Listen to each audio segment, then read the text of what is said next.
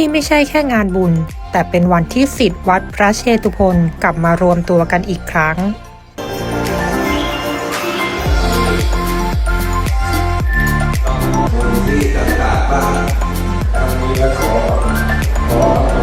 ในฐานะเป็นนายกเนี่ยก็ดีใจที่ได้มีโอกาสมาเป็นหนึ่งในผู้นำนะครับที่รวบรวมมวลสมาชิกทั้งคณะพระสงฆ์ก็ดีเพราะว่าเราสามารถเชื่อมรับใช้พระเนนแล้วก็เราก็รับใช้ช่วยเหลือแล้วก็เป็นที่รวมศูนย์กลางของสมาชิกที่เขาจะประสานกันได้นะครับผู้นำที่เขาทำกันมาก่อนหน้านี้เนี่ยเขาทำกันมาอย่างมั่นคงแข็งแรงแล้วมาถึงยุคเราก็พยายามเนี่ยทำให้ดีทำให้วัดเนี่ยที่ไม่ว่าทางพระก็ดีทางฆราวาสก็ดีสามารถพึ่งพาสมาคมได้เป็นอีกจุดหนึ่งที่สามารถพึ่งพาแล้วก็ช่วยเหลือซึ่งกันและกันให้มีความเจริญและแข็งแกร่งและไปในทางที่ดีเป็นประโยชน์ให้กับทุกฝ่ายนะครับก็ยินดีนะครับในฐานะเป็นนายกถือโอกาสนี้ขอบคุณและสวัสดีทุกท่านนะครับแล้วมีอะไรที่สมาคมรับใช้ช่วยเหลือได้ก็ติดต่อมาได้ตลอดเวลานะครับเรามีคนพร้อมตลอดเวลาก็งานศิษย์วัดโพเนี่ยครับก็เป็นงานเหมือนกับงานคืนสู่เหย้าแหละครับเป็นงานที่เราได้กลับมาพบเพื่อนฝูงพี่น้องพ่อแม่ผู้ใหญ่ที่อยู่ตรงนี้มานานแล้วบางครั้งศิษย์วัดโพไปทำงานที่ไกลๆก็กลับมาคืนสู่เหย้าทีหนึ่งมาพบพระอาจารย์แล้วก็พบพ่อแม่พี่น้องต่างๆนะครับดีใจที่ได้เจอผู้ใหญ่หลายๆคนที่บางครั้งเนี่ยวันปกติท่านไม่มีโอกาสมาเพราะว่าลูกหลานอาจจะทำงานหรือว่ายุ่งกับงานโดยไม่มีเวลามาก็วันที่6ก็จะเป็นวันที่เหมือนนัดหมายกันว่าจะมาพบเพื่อนพบเด็กๆพบลูกหลานอะไรอย่างนี้ครับผมจะเป็นดีครับเพราะว่าจริงๆทุกวันที่6 เมษายนเนี่ยเป็นวันจักรีที่เราศิษย์หรือว่าคนที่อยู่ที่วัดคนที่อยู่ใกล้วัดแล้วก็ได้พบปะทั้งผู้อาวุโสที่จะคอยให้แนวคิดเราแล้วก็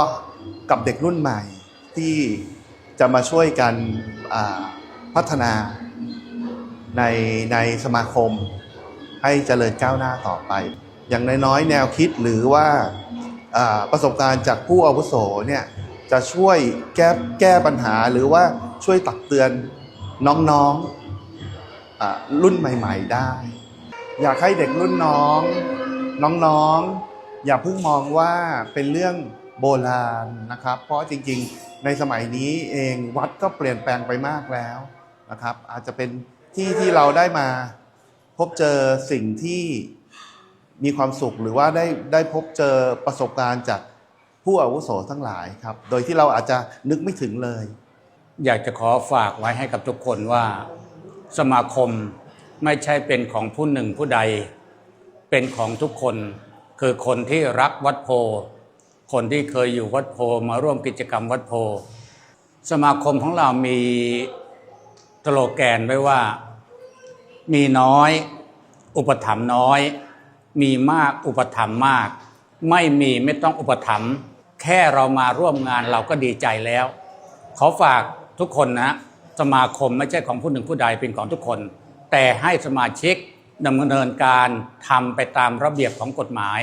เพราะสมาคมเรามีกฎหมายกำกับอยู่สมาชิกทุกคน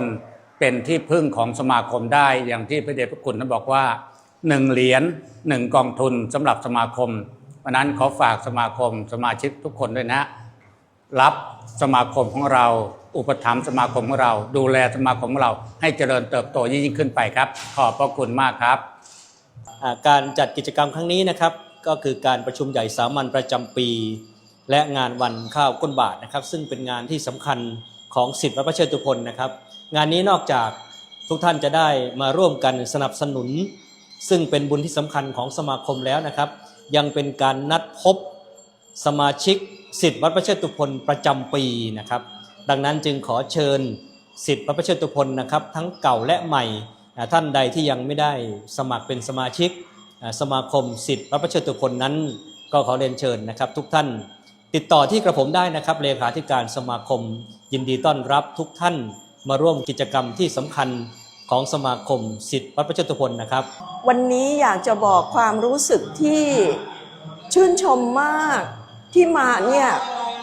เพราะศรัทธาในท่านเจ้าคุณเทพวัชรานุสิทธิ์ท่านเป็นศูนย์รวมแห่งจิตใจพวกเราชาวศิษย์วัดทั้งหลายท่านเป็นผู้ให้กับการศึกษาได้พบผู้คนมากหน้าหลายตาที่มีหัวใจดวงเดียวกันคือเป็นศิษย์พระเชตุพนต้องบอกว่าดีจริงๆค่ะสุดยอดค่ะวันนี้ผมได้มาร่วมงานครั้งแรกนะครับรู้สึกประทับใจมากก็คือทางด้าน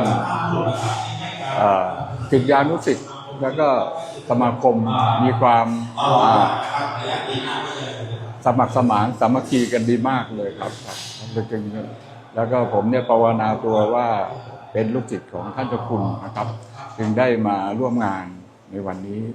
นะครับแล้วก็สมัครเป็นสมาชิกใหม่ก็คิดว่าต่อไปก็คงจะได้ร่วมงานนะครับกับสมาคม